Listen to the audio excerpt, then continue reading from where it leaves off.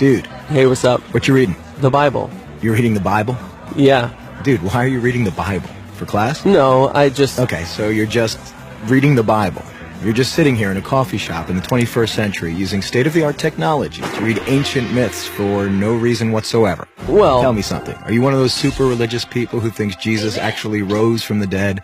Well, I do believe that. Do you also believe in the Easter Bunny, Santa Claus, unicorns, Bigfoot? Ever been abducted by aliens? And do you buy into all those other ancient myths about dying and rising gods invented by primitive nomadic tribes back in the Bronze Age? No. Okay, so what's the difference between Jesus rising from the dead and all those other fairy tales? Here's the difference.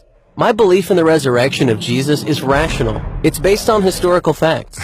Facts? What facts? Well, first, Jesus died by crucifixion. Whoa, hold on. We don't even know if Jesus existed. Why should I believe your facts? Well, because the 5 facts I'm going to give you are backed by so much historical evidence that most professional critical scholars who study the subject accept them as true. That includes skeptical atheist scholars. Okay, so Jesus was a guy who actually existed and then got himself killed. So what? That's the first fact. Second, his disciples were convinced that he rose from the dead and appeared to them. Third, Paul, a sworn enemy of the early Christians, suddenly became a Christian. Fourth, Jesus' skeptical brother James also became a Christian. And fifth, the tomb where they put Jesus' body was empty. And those are well-established historical facts. Right, but you can't just leave it there. These facts demand an explanation. Otherwise, you've got a big hole in human history. Okay, here's an explanation. They all lied.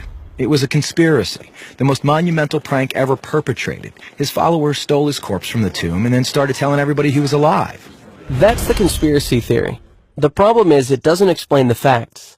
How do a few spineless fishermen, cringing in fear for their lives, subdue a bunch of well-armed, professional Roman guards, roll away a 2-ton stone, steal a body, then hide it from a city swarming with people trying to find it? And why would they do it? The disciples had absolutely nothing to gain by lying about Jesus' resurrection. In fact, they were persecuted, and we have good historical evidence that 5 of them were martyred because of their claim that Jesus rose from the dead. Apparently not a single one of them ever recanted. People don't willingly die for something they know isn't true. They were there. They knew whether it was true or not. All right, another theory. The disciples thought they saw Jesus alive after he died, but it was just wishful thinking. They were stressed and just kind of hallucinating.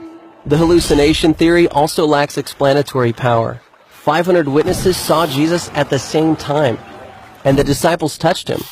Psychologists have shown that hallucinations don't work like that, nor does this explain the empty tomb. Okay, look, maybe there's some other explanation, but the bottom line is dead people stay dead. Rising from the dead would be a supernatural event, a miracle, and science has proven that miracles don't happen. Oh, really?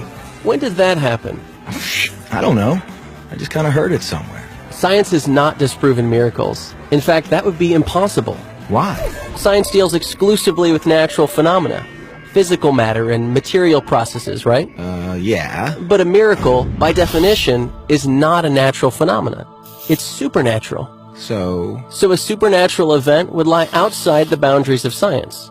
It's logically impossible for science to throw out any hypothesis that lies outside its boundaries. why have I never heard this stuff before? I don't know. Maybe because it's scary? Scary? Yeah. As long as Jesus rising from the dead is just a fairy tale, like Santa Claus and unicorns, it doesn't threaten my little world. But if it's a fact, if he actually did rise from the dead, that's huge. It's a total game changer. And that's why it's so hard to think about it objectively. Whoa. Yeah. Big whoa.